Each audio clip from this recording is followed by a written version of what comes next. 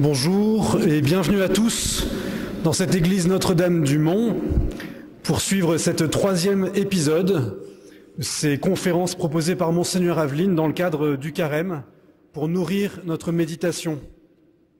Je vous rappelle que cette conférence s'inscrit dans une série de 4 conférences qui se conclura dimanche prochain avec la 4e conférence dans cette même église à 17h30. Ces conférences sont pour thème le mystère de la personne du Christ à partir de l'écriture et de la tradition de l'Église, en particulier l'histoire des grands conciles œcuméniques du premier millénaire. Monseigneur Aveline nous introduit dans les différentes dimensions de son être. Jésus-Christ, ami des hommes, image du Père, Fils de Dieu, médiateur et sauveur. Alors pour suivre au mieux l'exposé de Monseigneur Aveline, vous pourrez vous référer au livret que vous avez reçu normalement à l'entrée de l'église. Vous y trouverez des éléments pour nourrir votre méditation pendant la conférence et aussi après, avec des textes qui seront cités pendant la conférence, des repères historiques. Donc vous pouvez garder ce livret comme des éléments pour nourrir votre méditation aussi la semaine qui vient. Par ailleurs, vous pourrez trouver l'intégralité des textes cités dans l'espace Carême 2024 sur le site du diocèse ou tout simplement en flashant le QR code derrière le livret. Vous aurez accès à tous les éléments. La vidéo de cette conférence sera intégralement retransmise sur KTO et sur RCF dès la semaine prochaine, dès cette semaine. Elle sera aussi disponible en replay dès demain sur le site du diocèse. Je vous rappelle que ces conférences se veulent méditatives. Elles sont conçues pour nous aider à contempler le Christ à la fois par l'intelligence, mais aussi par le cœur. C'est pourquoi nous allons commencer maintenant, comme les autres fois, par un court temps de prière, et la conférence sera entrecoupée de temps méditatifs, musicaux, et elle se conclura par une prière commune. Bonne conférence à tous.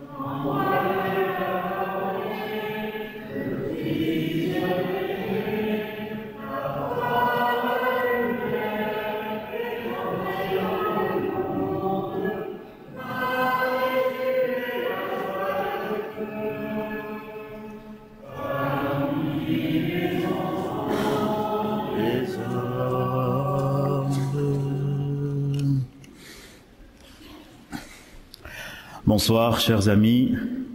J'espère que la semaine a été bonne. Bonsoir ou bonjour à ceux qui nous regarderaient sur les ondes.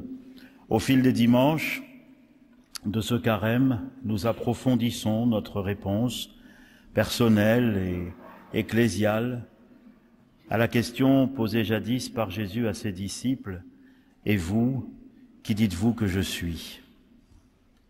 Tu es l'ami, avons-nous d'abord répondu. L'ami qui trace pour nous le chemin du bonheur, celui des béatitudes, que nous avions lu le premier dimanche et que je vous invite à relire encore et encore. Tu es l'ami qui, par amour, est allé jusqu'à donner sa vie pour ses amis. Et puis dimanche dernier, nous avons ajouté « Tu es l'image du Dieu invisible », comme saint Paul l'avait écrit aux Colossiens. Celui qui nous montre le visage du Père dans les conditions ordinaires de la vie humaine, jusqu'à pouvoir affirmer aux apôtres qui lui demandent de leur montrer le Père, « Qui m'a vu a vu le Père ». Oui, Seigneur, tu es l'image qui nous appelle à vivre à ton image, à travailler la ressemblance en te laissant vivre en nous, comme saint Paul en témoignait dans son épître aux Galates, « Ce n'est plus moi qui vis, c'est le Christ qui vit en moi ».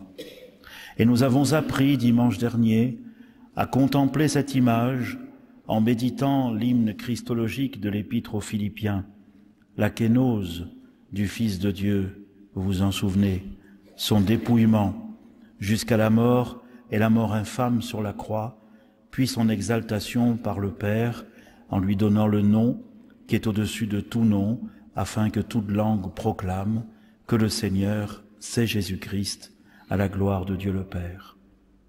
Et on en avait déduit que la vie spirituelle, nous l'avions remarqué à l'école de Grégoire de Nice et de Thérèse de Lisieux, la vie spirituelle est un patient travail de simplification, de dépouillement consenti, afin que le divin sculpteur, comme disait Grégoire, par soustraction plutôt que par addition, nous conforme à l'image de son Fils. Il est l'ami, il est l'image, il est aussi le Fils. C'est ce que je voudrais approfondir avec vous ce soir. Pas seulement le Fils de Dieu ni le Fils de l'homme, mais le Fils, celui qui nous introduit dans une relation filiale avec le Père. Pour cela, je voudrais reprendre avec vous le fil de l'histoire des grands conciles christologiques et trinitaires, afin de nous aider à mieux comprendre comment nos anciens, avec beaucoup de zèle, d'engagement et de passion même, ont cherché quel devrait être le langage le plus juste pour exprimer la foi de l'Église en Jésus, le Fils de Dieu fait homme. Après tout, nous sommes leurs héritiers, et il importe pour nous de bien connaître cet héritage, car les problèmes qui se sont posés jadis peuvent souvent, de manière quelque peu différente, se reposer aujourd'hui. Nous commencerons donc par le concile d'Éphèse, puis nous passerons au concile de Chalcédoine. Et enfin, en écho à ce travail conciliaire, je vous inviterai à méditer tout au long de la 4e semaine de Carême qui s'ouvre aujourd'hui, le récit des noces de Cana dans l'Évangile selon saint Jean. Et vous avez une très belle icône qui représente cet épisode de l'Évangile de Jean en haut de la première page de votre livret. D'abord donc, si on suit le livret, première partie, la Mère de Dieu, Éphèse 431. Dimanche dernier, nous avons évoqué le concile de Nicée, vous vous rappelez, en 325. Nous étions alors au lendemain de la terrible persécution de l'empereur Dioclétien, que l'empereur Dioclétien avait lancée contre les chrétiens. Et nous avions vu que les choses avaient été très graves, on l'avait vu le premier dimanche. Et puis, les choses changent, car les empereurs changent. Et Constantin, qui a environ 30 ans en 312, et c'est lui qui va faire changer les choses. Son père, qui s'appelait Constance Chlore, avait des sympathies pour le christianisme, mais surtout sa mère, dont vous avez entendu parler, Hélène. Hélène était déjà convaincue et acquise à la foi chrétienne.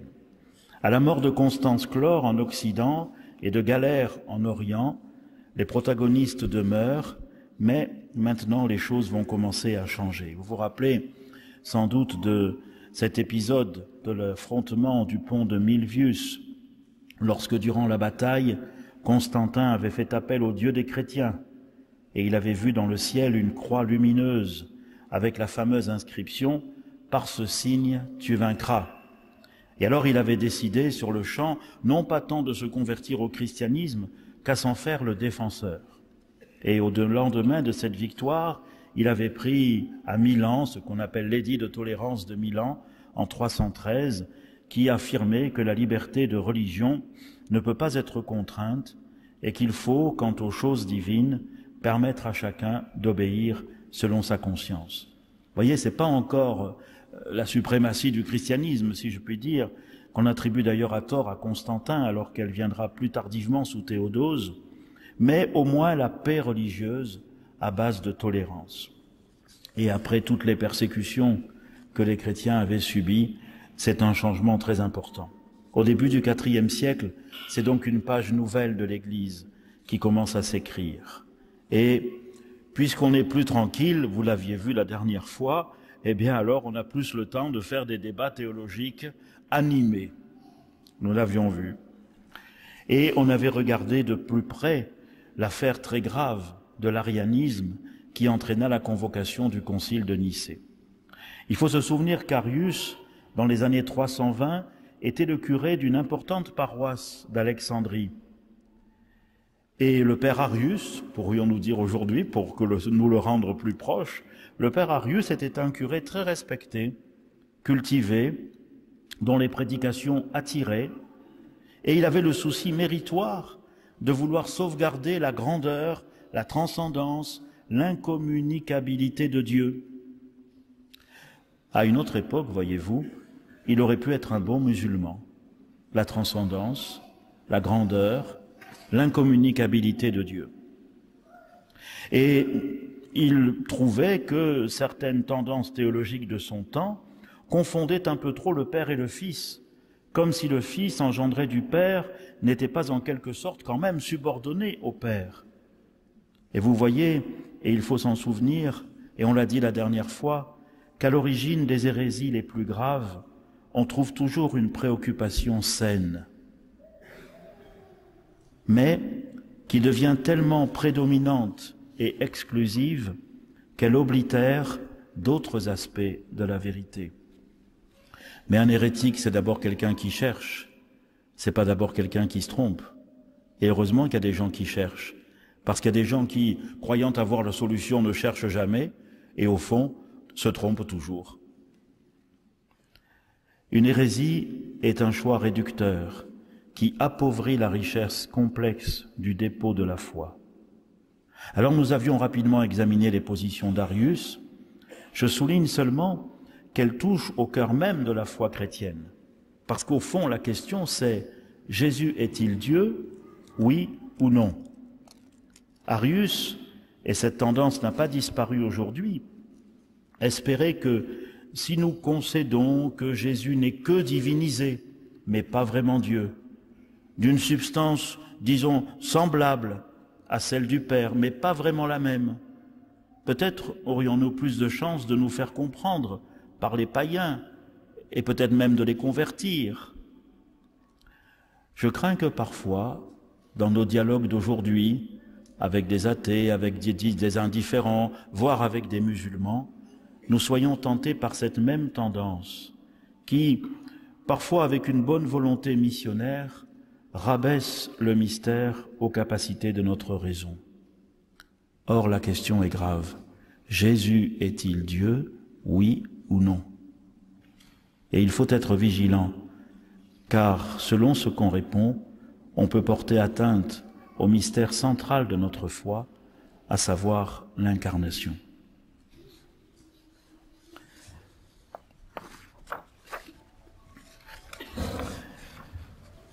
Le concile de Nicée qu'on avait regardé établit un symbole de foi qui affirme clairement, comme nous l'avions vu, que le Fils est bien Dieu, qu'il est de même nature que le Père, qu'il est consubstantiel, homoousios, à lui. Il est de même nature et pas seulement de nature semblable. En grec, ils ont joué beaucoup avec ça, vous savez. En grec, de même nature, ça se dit homoousios. Mais de nature semblable, ça se dit homoiousios. Vous ajoutez un iota. Mais le iota, il a fait couler de l'encre. Hein. Ce petit iota, il a causé bien des soucis. Car ce vocabulaire philosophique, et non plus biblique, ne fut pas facile à expliquer et à accepter. Et puis, on avait remarqué aussi la pression exercée par l'empereur sur les évêques pour les convaincre de signer. Vous vous rappelez, déjà, c'est lui qui avait payé le voyage. Ça joue. Et ensuite, ceux qui n'étaient pas d'accord, eh bien, ils étaient menacés d'exil, vous vous rappelez.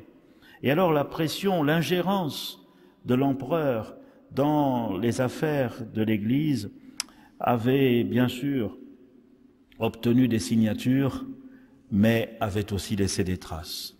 Quelque temps après, à l'automne 325, 3 évêques retirèrent leur signature. Eusèbe de Nicomédie, celui-là il faut se méfier parce que selon le vent, il est d'un côté ou de l'autre. Théognis de Nicée et Maryse de Chalcédoine. Et il fallut un demi-siècle de Nicée à Constantinople I pour que les chrétiens, dans leur ensemble, en viennent à accepter la légitimité et la nécessité de ce nouveau langage quelque peu philosophique. Mais la paix constantinienne, l'arrêt des persécutions, fut favorable au christianisme.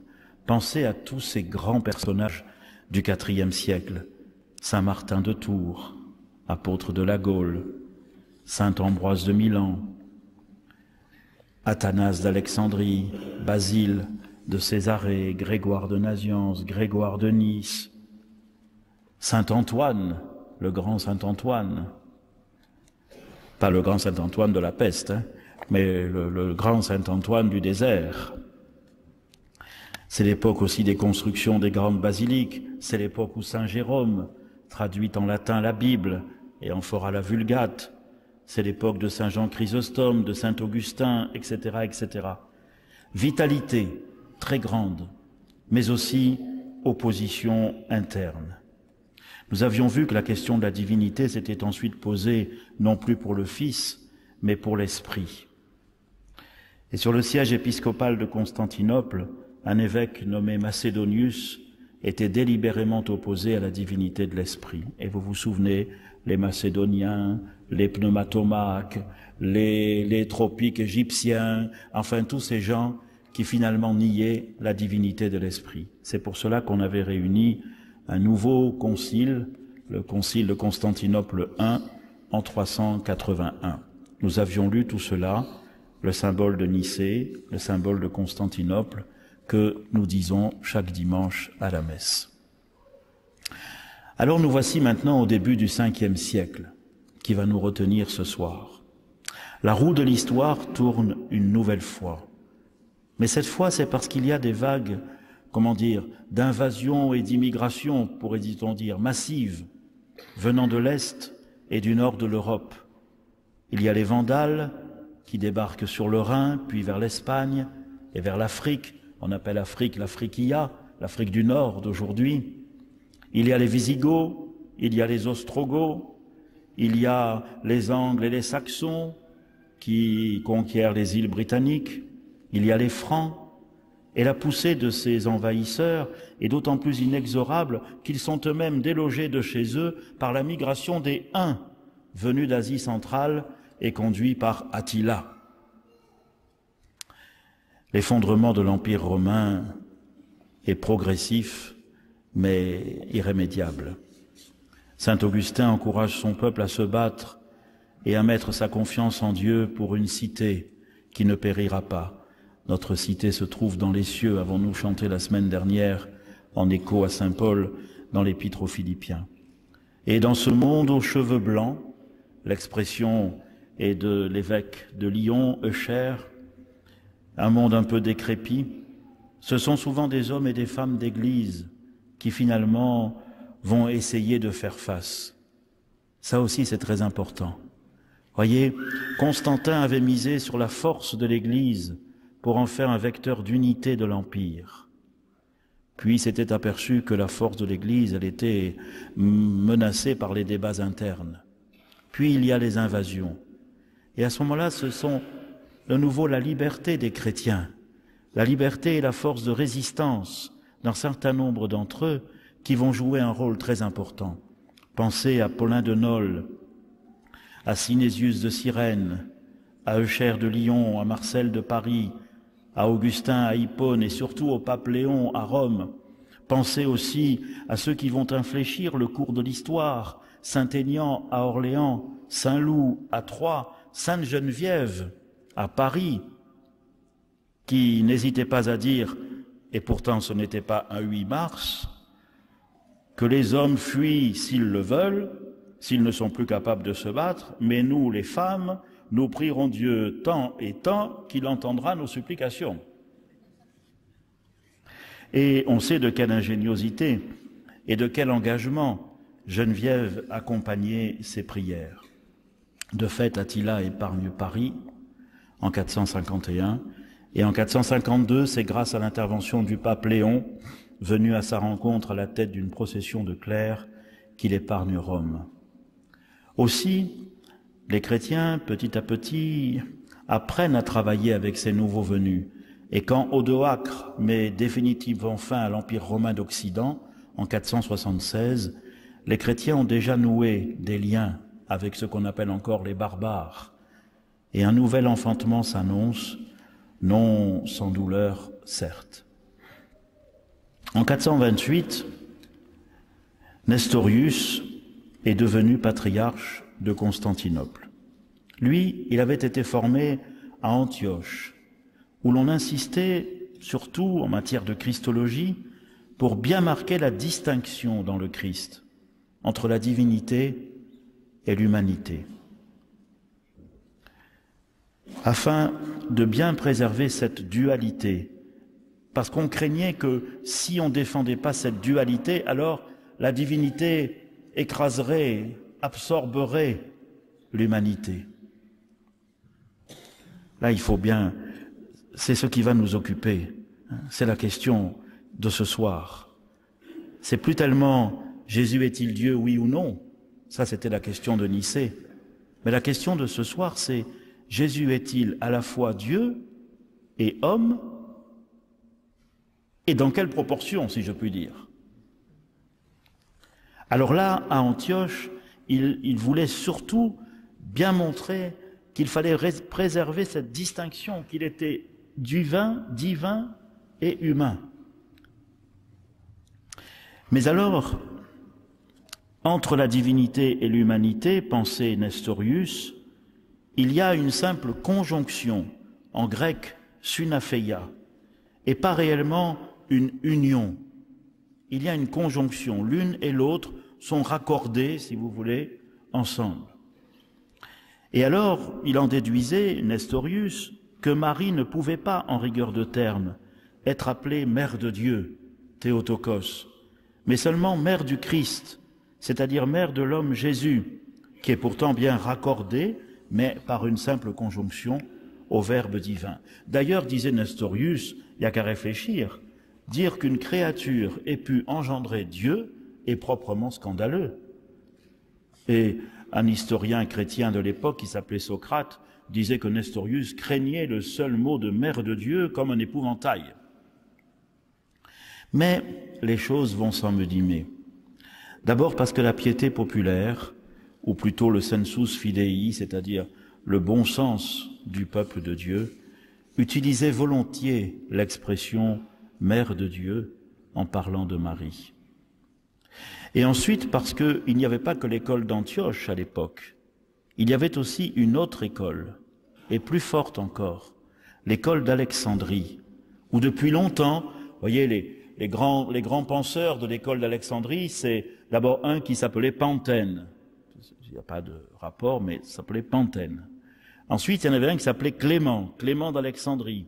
On lui doit une œuvre immense, très cultivée. C'est le premier auteur chrétien à parler du Bouddha. Parce qu'à Alexandrie, on avait l'arrivée des routes aussi, venaient de loin, et c'était un centre intellectuel où il y avait aussi des gens qui venaient de l'Extrême-Orient. Et après Clément d'Alexandrie, il y a Origène, etc., etc. Vous voyez, une forte école. Et là, autant, vous voyez, à Antioche, on veillait à mettre en valeur la distinction, autant à Alexandrie, on veillait à mettre en valeur l'unité. C'est-à-dire que le Christ est un. C'est pour ça on parlait non pas d'une conjonction, mais d'une union profonde, selon l'hypostase, sans nier l'humain dans le Christ, mais en valorisant en lui le Fils de Dieu, peut-être parce qu'à Alexandrie, on avait beaucoup souffert de l'arianisme, qui avait dit que finalement, Jésus n'était pas Dieu. Alors du coup, là, on faisait attention à ne pas oublier ça. Il est le Fils de Dieu. Après ce que j'ai cité, à Alexandrie, il y a Athanase, dont on a parlé l'autre fois. Et puis pour ce soir, à Alexandrie, il y a Cyril, patriarche d'Alexandrie. Et Cyril est mis au courant des questions et des prédications de Nestorius qui nie que Marie puisse être appelée Théotokos. Et alors, Cyril va s'en occuper. Si vous voulez, pour vous représenter les choses, on peut dire que à Alexandrie, on part d'en haut, comme dans le prologue de Jean. On parle du Verbe. Et le Verbe était auprès de Dieu, et le Verbe était Dieu, et le Verbe s'est fait chair. À Antioche, on part plutôt d'en bas, si je puis dire, de l'homme Jésus. On le regarde vivre, on apprend de lui, et on finit comme à la fin de Saint Marc, lorsque le centurion dit « Vraiment, cet homme était le Fils de Dieu ». Vous voyez la différence? Je vous invite dans la semaine à faire ce petit exercice. Quand vous êtes amené à parler de Jésus, vous, qu'est-ce que vous faites? Vous faites d'abord comme les Alexandrins, en disant qu'il est d'abord le Fils de Dieu, il est Dieu, etc., et puis qu'il s'est fait chair. Ou alors vous parlez de lui comme d'un homme que, voilà, ses contemporains ont croisé, et puis qui était aussi et qui s'est révélé être le Fils de Dieu. Réfléchissez bien, parce que si vous tirez l'un ou si vous tirez l'autre, dans les deux cas, vous avez raison. Vous êtes ou plutôt alexandrin ou plutôt antiochien, mais c'est important de le savoir. Réfléchissez, comment spontanément, quand vous avez à parler de Jésus, qu'est-ce que vous dites d'abord? Et maintenant, quand vous allez m'écouter, essayez de voir comment la position que vous n'avez pas est quand même légitime. Vous voyez? Si vous êtes alexandrin, écoutez bien que si vous aviez à prendre la défense des antiochiens. Et si vous êtes antiochien, faites l'inverse. C'est comme ça qu'on apprend. C'est comme ça que progresse le respect mutuel, le dialogue, le vrai dialogue, le vrai débat à l'intérieur de l'Église. Alors une correspondance s'engage entre Cyril et Nestorius. En 429, Cyril écrit à Nestorius, il lui dit quand même, j'ai appris que tu dis que Marie n'est pas Théotokos, enfin explique-moi, on ne dit pas ça, nous. Bon, mais l'autre le prend un peu de haut et lui dit, en gros, ça veut dire occupe-toi d'Alexandrie et modère-toi. Alors Cyril écrit une deuxième lettre à Nestorius. Et cette deuxième lettre est très importante. Elle est très importante parce que au Concile d'Éphèse en 431, c'est cette lettre qui sera lue et c'est elle que l'on retiendra. Alors vous l'avez dans votre livret et on va, si vous le voulez bien et si vous y arrivez, lire quelques passages de cette lettre. Je dis si vous y arrivez parce que... Alors je lis le début. Le grand et saint concile de Nicée a donc dit que c'est le même Fils unique engendré de Dieu, le Père selon la nature, vrai Dieu de vrai Dieu, lumière de lumière, par qui le Père a tout fait, qui est descendu, s'est fait chair, s'est fait homme, a souffert, est ressuscité le troisième jour, est monté aux cieux. C'est à ces paroles et à ces enseignements qu'il faut nous attacher, considérant ce que veut dire le Verbe de Dieu s'est incarné et s'est fait homme.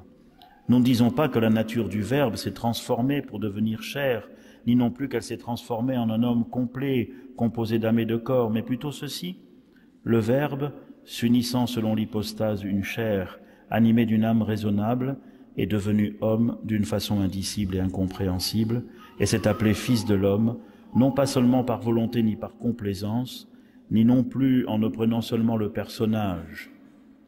Différentes sont les natures qui se sont rencontrées dans une unité véritable, mais des deux, un seul Christ est Fils. La différence des natures n'est pas supprimée par l'union, mais au contraire, la divinité et l'humanité forment pour nous un seul Seigneur et Fils et Christ par leur rencontre indicible et ineffable. Je prends le paragraphe suivant. Aussi, bien qu'il subsiste avant des siècles et qu'il ait été engendré par le Père, il est dit aussi avoir été engendré selon la chair par une femme, non point que sa nature divine ait commencé à être la Sainte Vierge, ni qu'elle ait eu nécessairement besoin d'une seconde naissance par elle après celle qu'il avait reçue du Père, car c'est légèreté et ignorance de dire que celui qui existe avant les siècles et est coéternel au Père a besoin d'une seconde génération pour exister. Mais, alors voilà la phrase importante, puisque c'est pour nous et pour notre salut qu'il s'est uni selon l'hypostase, l'humanité, et qu'il est né de la femme, on dit qu'il a été engendré d'elle selon la chair. Car ce n'est pas un homme ordinaire qui a été d'abord engendré de la Sainte Vierge, et sur lequel ensuite serait venu se reposer le Verbe, mais le Verbe s'étant uni à l'humanité dès le sein de Marie, et dit avoir accepté une naissance charnelle, ayant revendiqué pour lui la naissance de sa propre chair. Prenons l'avant-dernier paragraphe. Et dire que le Verbe s'est fait chair, cela ne veut pas dire autre chose que ceci: il a participé comme nous à la chair et au sang. Il a fait sien notre corps, et il a été mis au monde comme un homme né de la femme. Il n'a pas rejeté son être divin ni sa génération de Dieu le Père, mais en prenant une chair, il est resté ce qu'il était. Voilà ce qu'enseigne partout la foi orthodoxe. Voilà ce que nous trouverons dans l'enseignement des saints-pères. C'est pourquoi ils ont osé appeler Théotokos, la Sainte Vierge, non pas que la nature du Verbe ou sa divinité ait pris de la Sainte Vierge le principe de son existence, mais puisqu'est né d'elle ce saint corps animé d'une âme raisonnable auquel le Verbe s'est uni selon l'hypostase, on dit que le Verbe a été engendré selon la chair. Voilà ce que la charité du Christ me pousse à t'écrire, Nestorius. Je t'exhorte comme un frère, et je te conjure en face du Christ et des anges élus de penser et d'enseigner cela avec nous, afin que la paix des Églises soit sauvée et que le lien de la concorde et de la charité demeure intangible entre les prêtres de Dieu. Voilà tout l'effort de Cyril pour expliquer les choses à Nestorius. C'est bien, c'est même très bien, mais ça ne va pas suffire. Ensuite, après avoir écrit toutes ces lettres et parce que les choses ne s'arrangent pas, alors on écrit, l'empereur convoque le concile à Éphèse.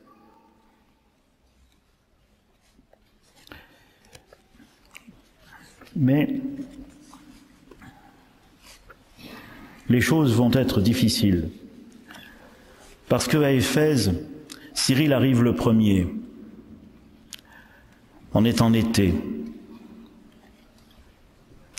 Les autres arrivent petit à petit. Juvénal de Jérusalem est là. Mais les légats du pape mettent beaucoup plus de temps à arriver.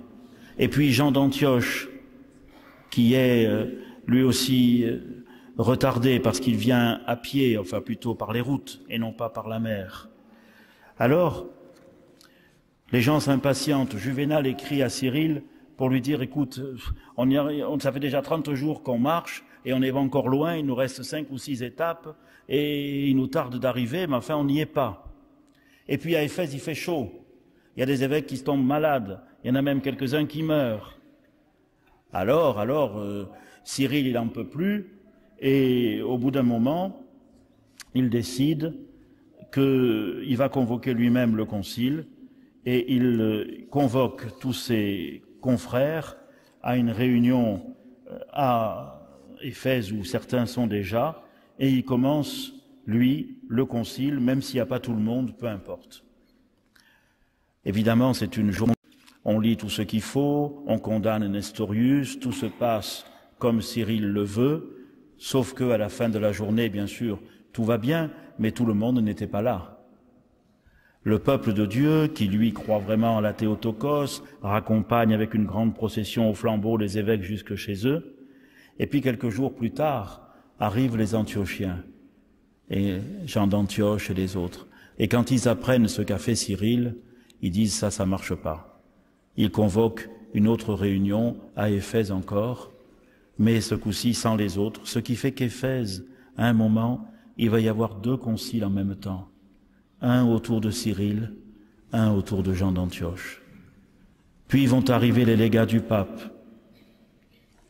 Et finalement, les légats du pape vont dire, bon, on annule tout. Ils prennent connaissance de ce qui a été fait le 22 juin par Cyril. Ils valident le contenu, mais ils ne valident pas, évidemment, la forme du concile. Les légats du pape, donc, n'arrivent que vers le début du mois de juillet. Tout le monde s'excommunie mutuellement. Chez Cyril, on excommunie Nestorius. Chez Jean d'Antioche, on excommunie Cyril. L'empereur, lui, a envoyé quelqu'un qui s'appelle Candidien, qui fait ce qu'il peut pour essayer, avec l'ordre d'essayer de maintenir à peu près la loi. C'est qu'en plus, comme il fait chaud et qu'on s'échauffe, ça crie. Il faut voir ce qui se passe. Alors finalement, au début du mois d'août, le haut fonctionnaire promis par l'empereur arrive, en plus de Candidien, et lui, il dépose Nestorius, Cyril et Memnon, qui est l'évêque d'Éphèse, et ils sont tous les 3 mis en état d'arrestation. Vous voyez les conciles, hein, ou les synodes. Des fois, ça commence bien, mais on ne sait jamais. Hein. Et alors Cyril, qui est en état d'arrestation, lui, a quand même un peu d'entre-gens. Alors il s'infiltre, ou il se fait infiltrer auprès de l'empereur et auprès des princesses et auprès de ceux qui ont de l'influence. Et comme lui, il a pas mal d'argent parce que c'est l'Égypte, alors il leur offre des présents, des tissus, des tapis, des meubles d'ivoire, des autruches ou de l'or en grande quantité. Mais bon, ça suffira pas à arranger les choses. Finalement, le concile se termine parce que les légats qui représentent le pape prennent d'autorité les décisions. On valide la lettre de Cyril à Nestorius que l'on a lue, mais vous voyez le spectacle. Vous voyez le spectacle. Ce concile est un concile qui n'est pas mariologique, il est christologique. Mais il s'est focalisé sur cette question de la Théotokos, à cause de Nestorius, mais surtout l'ambiance qui a régné est désastreuse. Alors, que va-t-il se passer ensuite? Ensuite, on a une page magnifique. C'est que Jean d'Antioche, qui pourtant avait été excommunié par Cyril, avait été, enfin bref, voué aux gémonies, Jean d'Antioche écrit à Cyril pour lui dire « il faut se réconcilier, il faut trouver une solution ». Et alors, il lui écrit en faisant, en faisant des concessions. Il accepte de condamner Nestorius, alors que c'était plutôt son côté. Il accepte de reconnaître l'unité, l'importance de l'unité, malgré l'insistance sur la distinction de la catégorie des gens plutôt d'Antioche. Enfin, il fait une lettre merveilleuse pour essayer de rétablir la communion. Et Cyril est étonné et conquis par cette lettre, si bien qu'il lui répond en lui disant sa joie et en étant d'accord, et lui-même fait des concessions, mettant un peu d'eau dans son vin, si je puis dire, évitant des formules qui pourraient choquer à Antioche, alors que lui pensait qu'elles étaient vraies, mais il arrange un peu les choses. Et c'est ce qu'on appelle l'acte d'union en 433. Alors vous l'avez, l'acte d'union, aussi dans votre livret.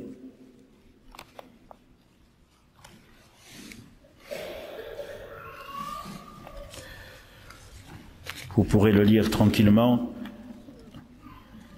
On peut lire juste le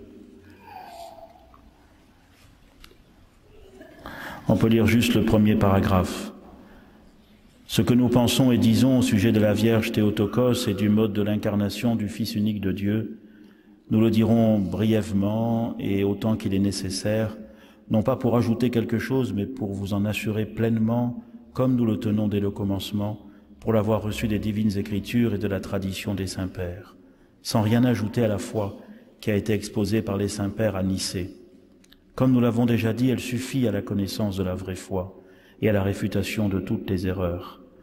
Nous parlerons donc sans avoir l'audace d'aborder ce qui est inaccessible, mais en confessant notre propre faiblesse, nous fermerons la bouche à ceux qui veulent nous attaquer parce que nous scrutons ce qui est au-dessus de l'homme. Nous confessons donc notre Seigneur Jésus-Christ, Fils unique de Dieu, Dieu parfait et homme parfait, fait d'une âme raisonnable et d'un corps, engendré du Père avant les siècles en sa divinité, et à la fin des jours, le même pour nous et pour notre salut, né de la Vierge Marie en son humanité. Le même, consubstantiel au Père en sa divinité, et consubstantiel à nous en son humanité. Car des deux natures l'union s'est faite. C'est pourquoi nous confessons un seul Christ, un seul Fils, un seul Seigneur, et à cause de cette notion d'une union sans mélange, nous confessons que la Sainte Vierge est Mère de Dieu, parce que le Verbe de Dieu s'est fait chair et s'est fait homme, et que dès la conception, il s'est uni le temple qu'il a pris d'elle. Quant aux expressions des évangiles et des apôtres au sujet du Seigneur, nous savons que les théologiens appliquent les unes indifféremment aux deux natures parce qu'elles visent l'unique personne, mais qu'ils distinguent les autres parce qu'elles visent les deux natures et qu'ils attribuent à la divinité du Christ celles qui conviennent à Dieu et à son humanité celles qui marquent son abaissement. Pour lire le reste, ce sont de très très beaux textes qui font partie de notre héritage. Je voudrais maintenant, pour que nous comprenions bien, vous inviter à lire vers la fin de votre livret, là où c'est marqué « pour bien comprendre ». Parce que peut-être que vous n'avez pas tout compris. Pour bien comprendre. Parce que c'est compliqué quand même. Pour bien comprendre. Alors, avant Nicée, vous voyez, c'est un peu un résumé. Un résumé. Avant Nicée, l'adoptianisme avait porté atteinte à la divinité du Christ. C'est-à-dire, on disait, il n'était qu'un homme adopté par Dieu. Puis, le docétisme avait porté atteinte à son humanité. On disait, il n'avait d'humain que l'apparence d'Okein. On a vu ça. Ensuite, au temps des hérésies trinitaires du IVe siècle, le monarchianisme, on a vu ça la semaine dernière, porta lui aussi atteinte, bien que d'une toute autre manière, à l'humanité du Christ. On disait, Dieu, qui est un unique principe, mon arché, ne pouvait pas se dissocier et s'incarner. Puis, le subordinationnisme et surtout l'arianisme portèrent atteinte à sa divinité. Vous vous rappelez, il était Dieu, mais moins que le Père dont il était l'engendré, alors que seul le Père est inengendré. Le Concile de Nicée avait alors établi que le Fils est consubstantiel au Père. Mais voici que, au seuil du Ve siècle, le nestorianisme, à nouveau, porte atteinte à la divinité du Fils. Il n'est que relié à Dieu par une conjonction, sunapheia, qui coordonne mais qui n'unit pas réellement entre elles les deux natures dans une union selon l'hypostase. Le Concile d'Éphèse s'est opposé à cette dérive. Mais encore une fois, le balancier va aller trop loin dans l'autre sens, à la faveur d'une autre hérésie, portant de nouveau atteinte à l'humanité du Christ, qu'on appellera le monophysisme, c'est-à-dire qu'après l'union, il n'y a plus qu'une seule nature qui subsiste dans la personne du Christ et qui est la nature divine. Et cette position sera soutenue par le moine Eutychès et entraînera la convocation du concile de Chalcédoine. Voilà le résumé. Alors maintenant, on peut lire aussi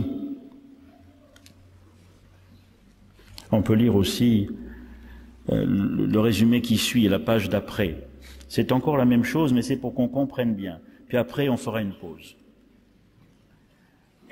À la suite des lettres et des conciles que nous parcourons, nous comprenons, c'est un résumé de ce qu'on fait, le problème christologique consiste en l'ajustement entre l'unité et la distinction. La distinction rappelle l'importance de la reconnaissance de l'humanité du Christ, qui ne doit pas être absorbée par la nature divine, comme le soutenait Apollinaire, ni simplement coordonnée, comme le pensait Nestorius, mais bien assumée par elle en une seule entité, une union selon l'hypostase, selon la formule de Cyril, que le rappel de l'unité met en valeur. Le problème était donc de choisir des mots pour exprimer d'une part l'unité, d'autre part la distinction. Et il fallait les choisir non seulement en grec, mais aussi en latin, tout en s'assurant que l'on se comprenait bien quand on les traduisait dans l'autre langue, ce qui n'était pas toujours assuré. On fit donc de concile en concile des choix de vocabulaire qu'il fallut affiner à cause et aussi à la faveur des nouvelles hérésies, à la fois trinitaires et christologiques. Alors si on veut résumer tout, c'est la suite. En christologie, on choisit pour exprimer l'unité, c'est-à-dire ce qui est un en Christ, le mot personne, à savoir persona en latin et hypostasis en grec, hypostase, préférant ce mot grec d'ailleurs à celui de prosopone, qui ne signifie que personnage ou personnalité, mais pas vraiment personne. C'était le mot qu'on utilisait pour définir le masque au théâtre. Et pour exprimer la distinction, c'est-à-dire ce qui est deux en Christ, on choisit le mot nature, à savoir natura en latin et ousia en grec. D'où la formule de Chalcédoine, une seule personne en deux natures. En, N, et non pas deux, ek, à partir de. Vous voyez, il y a juste une lettre qui change, N ou ek. Donc en deux natures, et non pas ek à partir de deux natures, comme le voulait Eutychès, prétextant qu'il y avait deux natures avant l'union, mais plus qu'une seule après l'union, à savoir la nature divine. Le choix pour la théologie trinitaire fut inverse. Le mot qui exprime l'unité, c'est nature, une seule nature divine, et le mot qui exprime la distinction, c'est personne, trois personnes divines. La définition, elle, de la Trinité sera promulguée au Concile de Constantinople II en 553. Voilà, j'espère que vous y voyez plus clair. Après, avec ça, après il y a beaucoup de méandres, mais déjà, voilà, avec ça, vous avez la boussole pour refaire, vous, le chemin sur la carte. Du coup, nous avons bien mérité une petite pause et un temps de prière.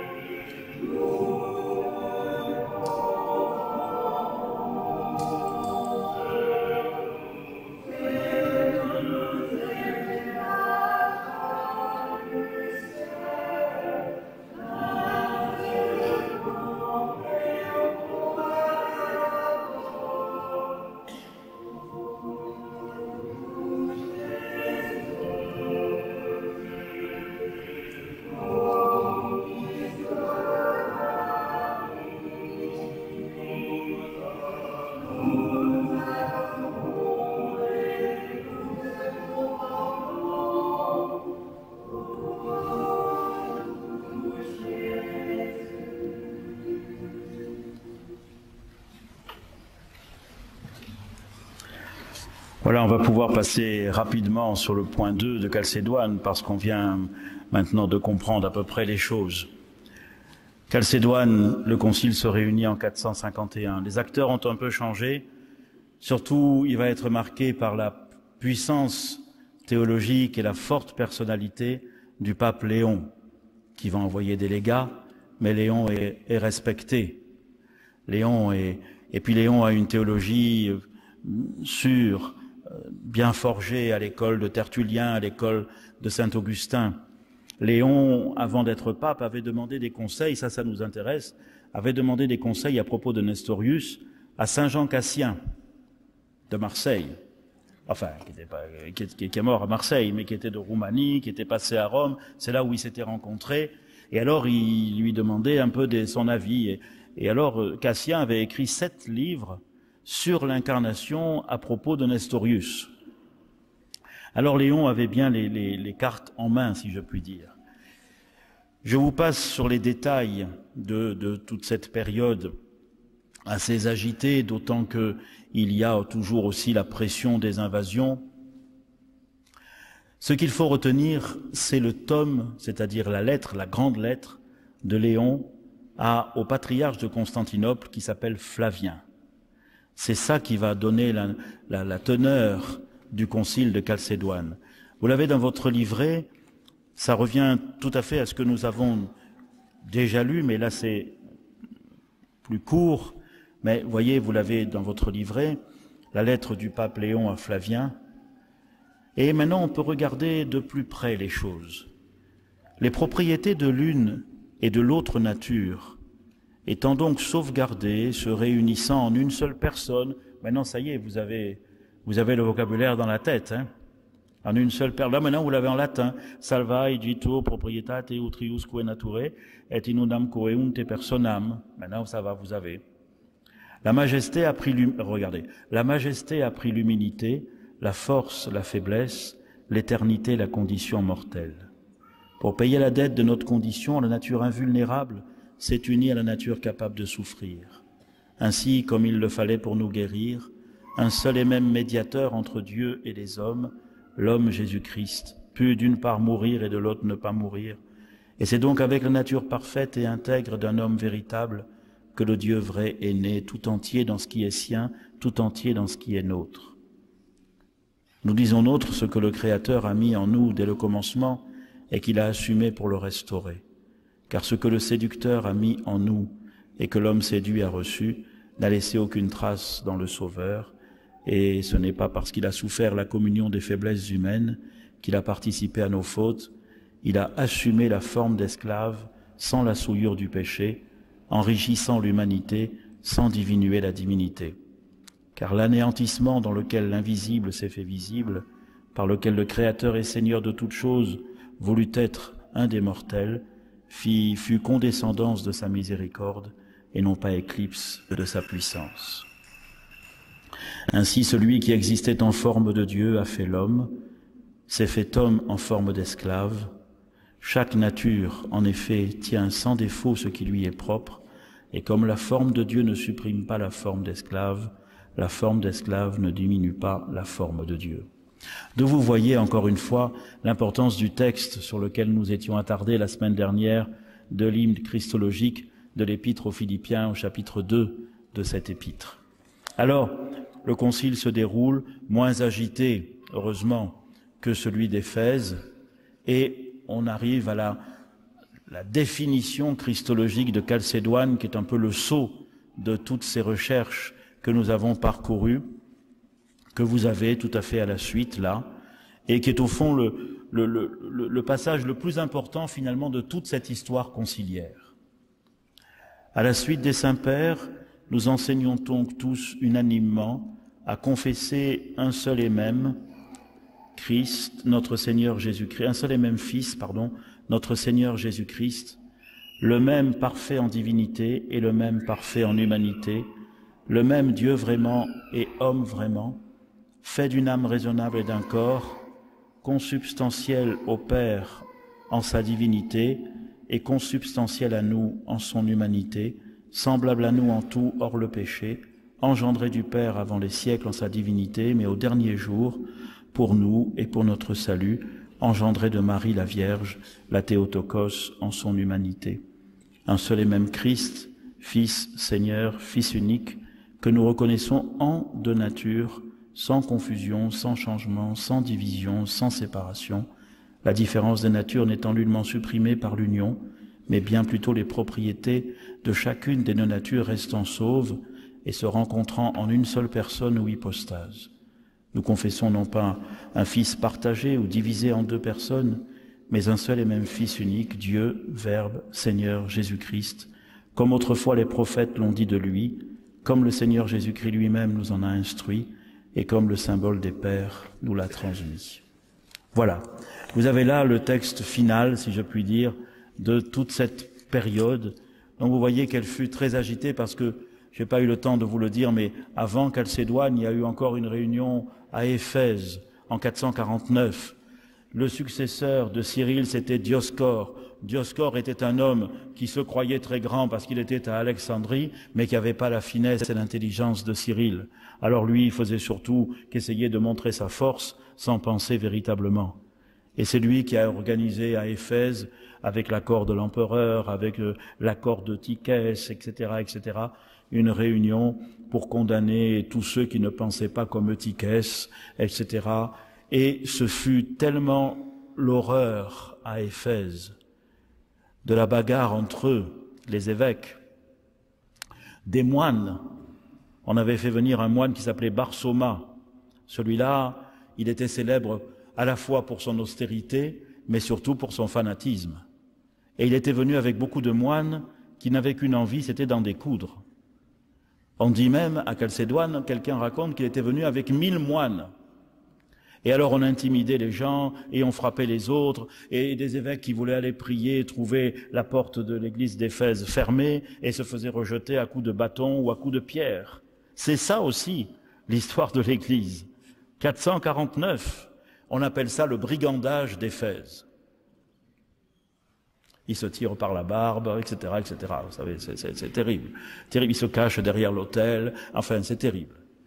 Donc 451, plus tranquille, et on arrive à cette définition. De cela, que pouvons-nous retenir? Que la progression de la réponse à la question « Qui dites-vous que je suis ?» passe par le travail de l'intelligence qui essaie d'exposer ce que la foi peut dire, de choisir les mots, de répondre aux questions, d'avancer ainsi. Je voudrais vous suggérer pendant la semaine de lire, bien sûr vous avez tout ça, mais de lire l'évangile des noces de Cana, pour faire le lien entre toute cette histoire et notre propre chemin vers Pâques, notre propre réponse à la question de Jésus. Réfléchissons-y un moment et méditons ensemble.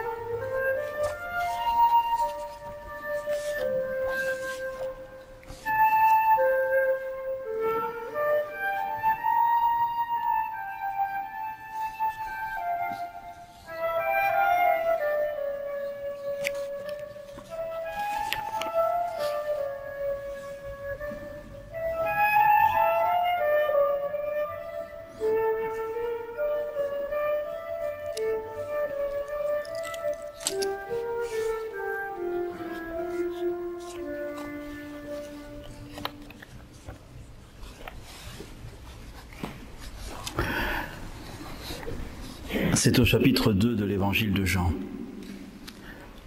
Le troisième jour, il y eut une noce à Cana, en Galilée, et la mère de Jésus était là. Jésus, lui aussi, fut invité à la noce ainsi que ses disciples. Comme le vin manquait, la mère de Jésus lui dit, « Ils n'ont plus de vin. » Mais Jésus lui répondit, « Que me veux-tu, femme? Mon heure n'est pas encore venue. » Sa mère dit au serviteur, « Quoi qu'il vous dira, faites-le. » Il y avait là 6 jarres de pierre destinées aux purifications des Juifs. Elles contenaient chacune de 2 à 3 mesures. Jésus dit au serviteur, « Remplissez d'eau ces jarres. » Et ils les remplirent jusqu'au bord. Jésus leur dit, « Maintenant puisez et portez-en au maître du repas. » Ils lui emportèrent et il goûta l'eau devenue vin. Il ne savait pas d'où il venait, à la différence des serviteurs qui avaient puisé l'eau. Aussi il s'adresse au marié et lui dit, « Tout le monde offre d'abord le bon vin, et lorsque les convives sont gris, le moins bon. Mais toi, tu as gardé le bon vin jusqu'à maintenant. » Tel fut à Cana de Galilée le commencement des signes de Jésus. Il manifesta sa gloire et ses disciples crurent en lui. Après quoi, il descendit à Capharnaüm avec sa mère, ses frères et ses disciples, mais ils n'y restèrent que peu de jours. Vous avez ce texte dans votre petit livret. Je vous invite à être attentif dans la semaine, à le méditer, à plusieurs choses, toujours pour comprendre un peu mieux la question, la réponse à la question de Jésus, tu es le Fils. Vous savez, dans les 4 évangiles, on parle relativement peu de Marie. Celui qui en parle le plus, c'est Saint Luc, dans les 2 premiers chapitres. Matthieu l'évoque aussi dans les évangiles de l'enfance, mais le personnage central, là, c'est Joseph. Chez Saint Jean, elle n'apparaît que 2 fois, ici au chapitre 2 et au chapitre 19, lorsqu'elle est au pied de la croix. C'est tout. Et les 2 fois, Jean ne donne pas son prénom, ne dit pas qu'elle s'appelle Marie. C'est la mère de Jésus. Mais Marie est là au début et à la fin. Et elle est liée à la question de l'heure. À Cana, elle indique à Jésus que l'heure arrive. Et lui dit, non, l'heure n'est pas encore venue, vous savez, mais ça commence. C'est le premier signe. Au calvaire, c'est l'heure et tout est accompli. Regardez Cana, le 3e jour. Le 3e jour, un auditeur biblique sait que c'est le jour des choses importantes. C'était Genèse 22, avec le sacrifice d'Isaac. C'était dans le livre de l'Exode, au moment où Moïse va dire au peuple l'arrivée de Dieu sur la montagne du Sinaï. C'était l'assemblée de Sichem au livre de Josué. Le 3e jour, c'est la manifestation de Dieu. Et là, voilà que les choses vont commencer. Chez Saint Jean, on ne raconte pas le baptême de Jésus. Mais les choses sont suggérées. Là donc, le 3e jour. Et puis vous avez vu ce dialogue étonnant. Femme, que me veux-tu? En grec, on pourrait dire même, femme, quoi de toi à moi? Qu'est-ce qui se passe? Qu'est-ce qui se passe? Mon heure n'est pas encore venue. Alors, vous savez, les pères de l'Église qui cherchent toujours à comprendre les choses trouvent des raisons à cette façon qu'a Jésus de répondre à sa mère. Saint Irénée, il dit, ben ça veut dire calme-toi, calme-toi, ça va venir, mais l'heure n'est pas encore là, mais calme-toi, ça va venir. Augustin, il dit, oh, ça veut dire ça te regarde pas. Tu n'es pas la mère. Augustin, il est mort en 430, 1 an avant Éphèse. Alors Augustin, il dit dans le commentaire, tu n'es pas la mère de ce qui en moi va faire le miracle, puisque tu es la mère de mon humanité. Donc ça va, ça ne te regarde pas. Et Saint Jean Chrysostome, encore plus, lui, il dit, ben ça veut dire, tu vas tout faire rater. Parce que si c'est toi qui demandes le miracle, eux, ils s'apercevront même plus qu'ils n'ont plus le vin, et c'est à eux de le demander pour que le miracle y marche. Voyez, chacun essaye, chacun trouve des façons d'expliquer les choses. Alors, voilà la réponse de Jésus. Et puis vous voyez que finalement, il fait ce que sa mère lui demande. Et puis sa mère dit au serviteur, tout ce qu'il vous dira, faites-le. C'était ce que le Pharaon avait dit aux Égyptiens en parlant de Joseph, quand les Égyptiens avaient besoin de blé. Tout ce qu'il vous dira, faites-le. C'était ce que le peuple disait aussi lorsqu'il voulait renouer avec le Seigneur. Seigneur, tout ce que tu nous diras, nous le ferons. C'est le début. C'est un nouveau départ. C'est une nouvelle alliance. Et puis, Jésus dit aux serviteurs, remplissez jusqu'à ras-bord les 6 jarres de pierre. Les jarres, c'est pas fait pour mettre le liquide en principe, c'est pas fait pour mettre le vin, c'est fait pour l'eau de la purification, de l'ablution. Au fond, les 6 jarres, dit saint Augustin, 7 moins 1, c'est-à-dire l'imperfection, mais les 6, c'est toute l'histoire d'Israël, c'est le rôle du peuple d'Israël que de remplir à ras-bord l'eau. L'eau de la création dans les jarres de la purification devient le vin de la nouvelle alliance. L'eau de l'alliance noachique, devenue l'eau de l'alliance mosaïque, va maintenant devenir le vin de la nouvelle alliance. Mais, et je termine là-dessus, n'oubliez pas Jean 2 et Jean 19. Jean 19, Marie est au pied de la croix.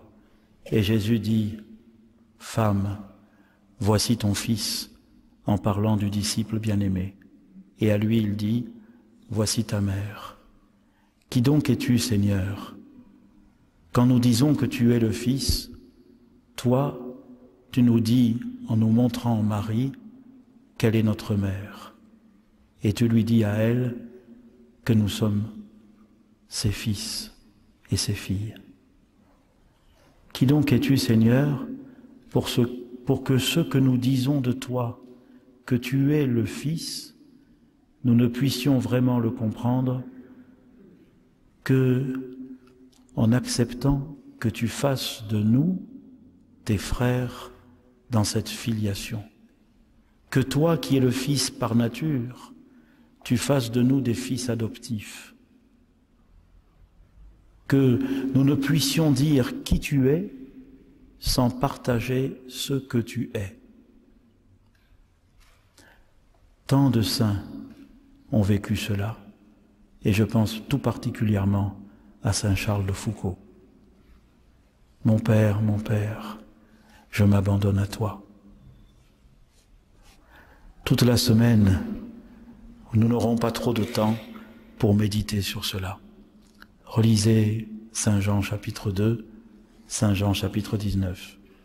Et puis, si vous vous souvenez de Chalcédoine, aussi quand même, et si vous voulez maintenant savoir comment l'unique hypostase peut subsister en 2 natures, ce qui est une question qui va vous occuper encore plus, eh bien, sachez que c'est un problème auquel les théologiens se trouveront confrontés dès le début du VIe siècle et pendant tout le VIe et le XVIIe siècle, et que si vous voulez en découvrir la réponse, il vous reste simplement à venir dimanche prochain.